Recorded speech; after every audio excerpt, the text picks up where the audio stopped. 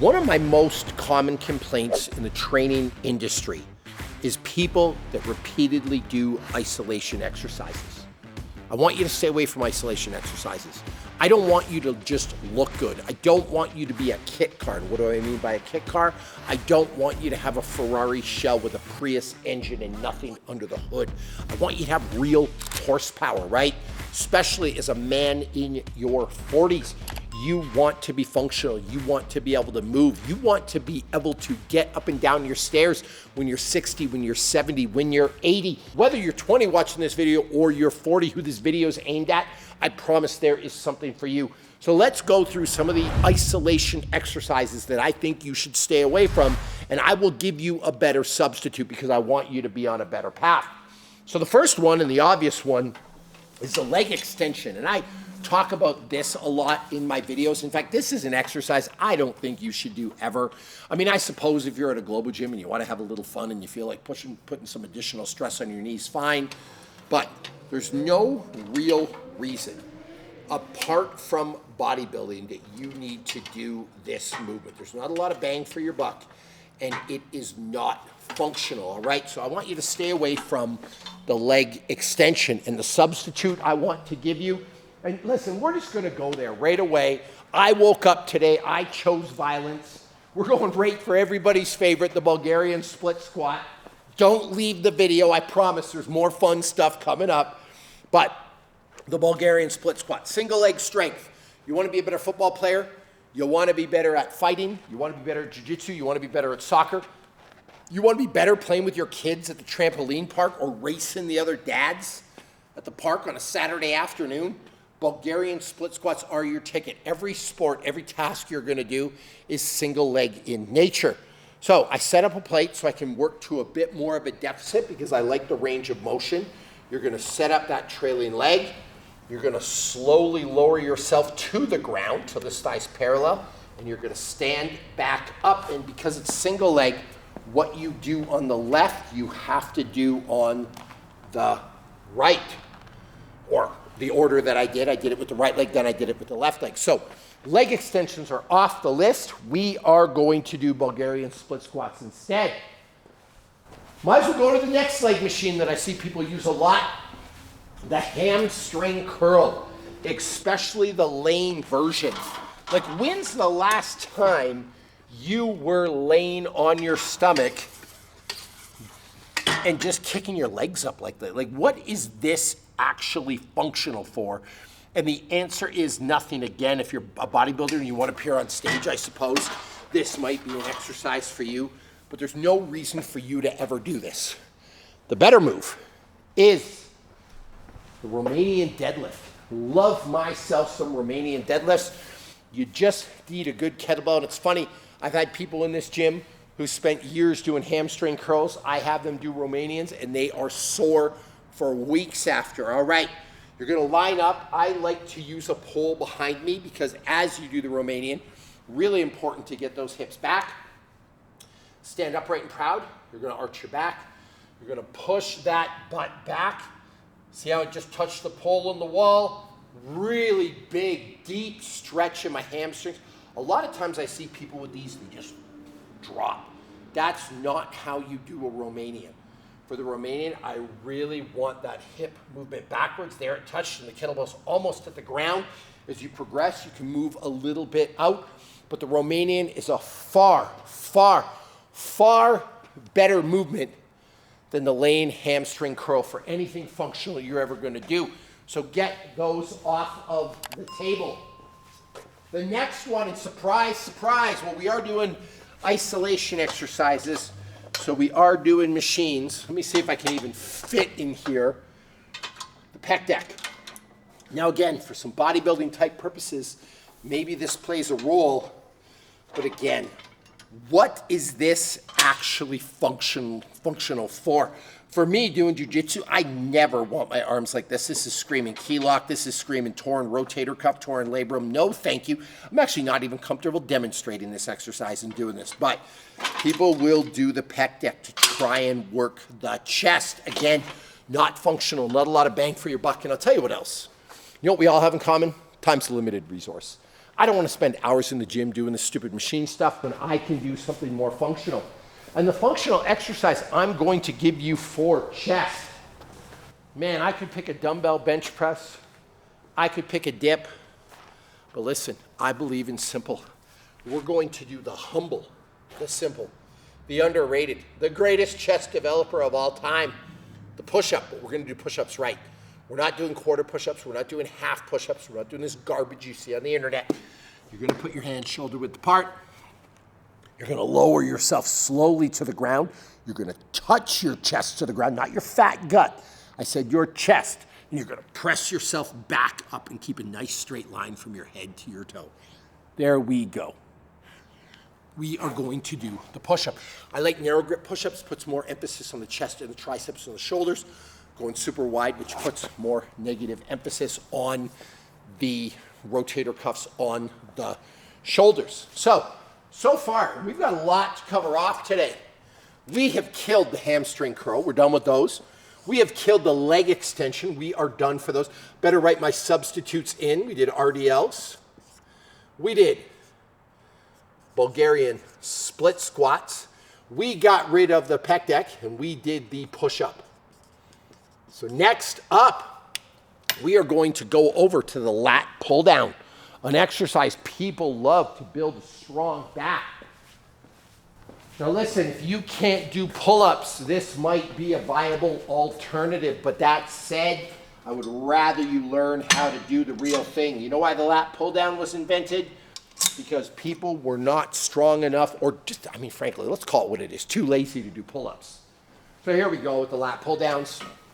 You sit down in your little machine, and you pull, and you come back up. And you pull, and you come back up. And inherently, I don't think this is really bad on your shoulders. I just don't think it's functional. I don't think you get the bang from your buck from doing this, all right?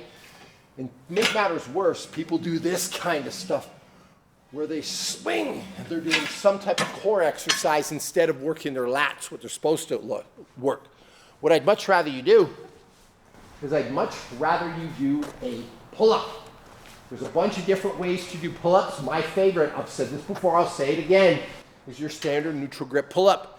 It's easier on your shoulders, it's easier on your joints, and it allows you to get a better range of motion so you can pull the elbow behind the center line and work your shoulder health.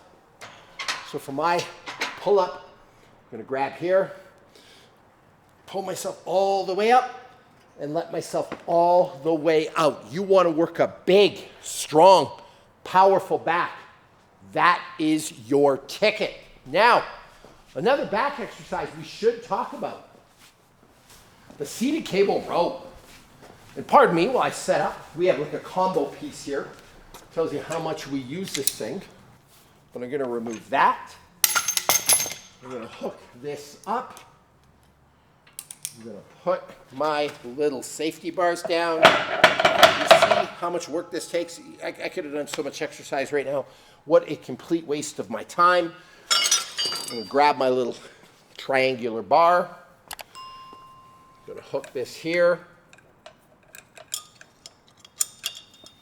All right, and then I'm gonna sit. I don't know why I'm sitting on the ground. I guess I have to for this thing. Brace my legs. I'm gonna grab this. And I'm just gonna do this super short little range of motion and just hopefully work the middle of my back muscles. All right, again, maybe for bodybuilding purposes, maybe it's good, but for functional type work, I am not into it, all right? So, what am I gonna do that's better? Because I do believe in giving you options. And I would much rather you do something called the plank pull down. By the way, this is also a great exercise if you can't do pull-ups. This is a great alternative as well, and this is what I call the functional row. Some people call these inverted rows, some people call them plank pulls, some people call them inverted rows. But what you're gonna do is you're gonna get down on the ground. You're gonna hang from this thing. Grab a nice wide grip here. You're gonna keep a plank, and you're gonna pull yourself up to your chest. There you go.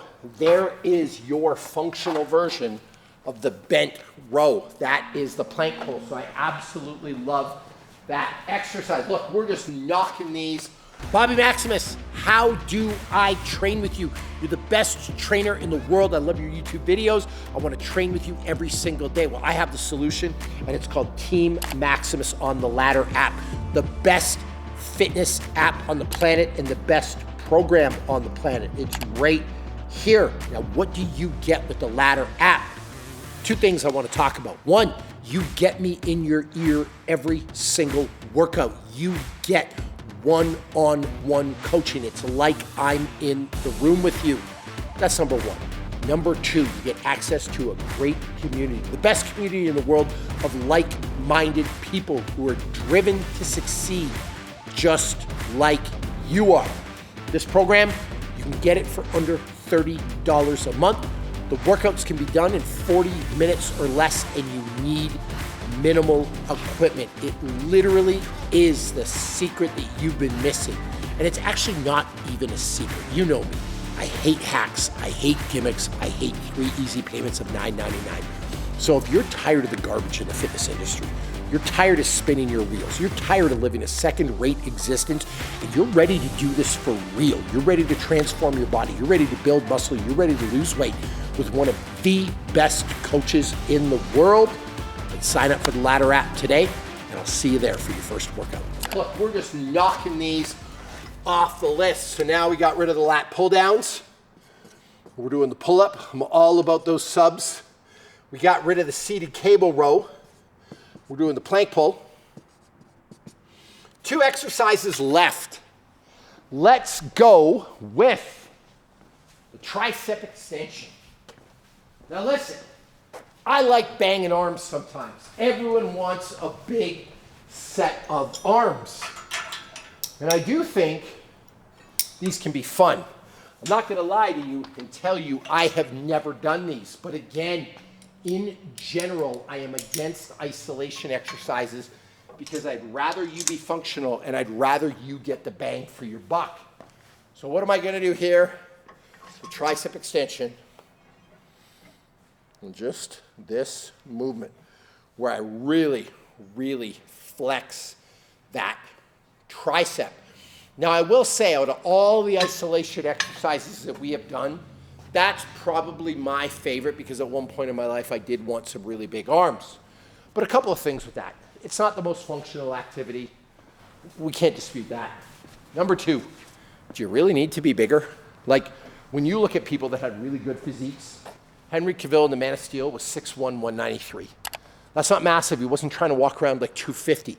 Jason Statham, one of the greatest physiques of all time, 5'11", 170. Like, stop with your obsession of trying to gain all kinds of mass. It's not functional, and I really do think there's a better look. And how did Henry train for The Man of Steel? How does Jason Statham train? A lot of body weight type stuff. They're not sitting in a corner doing tricep extensions, all right? So, my substitute for that, and it's gonna be hard, but I like hard things. The dip. You're gonna go to the top of the dip position. You're gonna lower yourself nice and slowly so the back of those arms are parallel. You're gonna come back up. So instead of that exercise, you're gonna get some dips. Now the final one is something I see people do a lot, and I say the best for last, the leg press. The leg press can be useful if you have serious mobility issues, serious balance issues. It can be useful if you're trying to develop a huge amount of what I call pushing power, or you're incapable of doing squats. But again, it's not the most functional thing. You are on a machine, coming down, you're going up. It's somewhat of a limited range of motion. And again, it's not real world, because when would you ever find yourself, I mean, maybe if you were in a car accident and trapped under a car with your feet on the bumper and you were trying to push it off, this would be functional. But that's just not realistic. I want to do functional exercises. And what's the most functional squat that you can do? I am a big, massive fan. In my opinion, it's the only reason the kettlebell was invented. A goblet squat. For the goblet squat, you're going to put it under your chin. This is really going to work the core as well, and core strength is everything. It's going to keep you nice and upright. You're going to squat down to parallel. You're going to stand back up. You're gonna squat down to parallel. You're gonna stand back up. The simple, the humble, the fabulous goblet squat. So we get rid of the leg press, we put in goblet squats. Get rid of the tricep push down, we put in dips. Now let's look at this program. What do we have left? If all you ever did in life was Romanian deadlifts, pull-ups, push-ups, goblet squats, Bulgarian split squats, dips, and plank pulls, man, you would have an incredible physique. You would address every single muscle group, you would have no imbalances, and you would be functional AF. So those 7 isolation exercises, I want you to ditch them, and I want you to go back to the simple root program. Move your body, be functional, and don't just be some random 46-year-old dad on a couch. Be a real, genuine athlete, a dad to look up to, a dad that is feared. And again, if you're 20 watching this video, this is stuff I was lucky enough to do in my 20s, but for a lot of people, if they could go back in time, this is the advice that they should follow as well.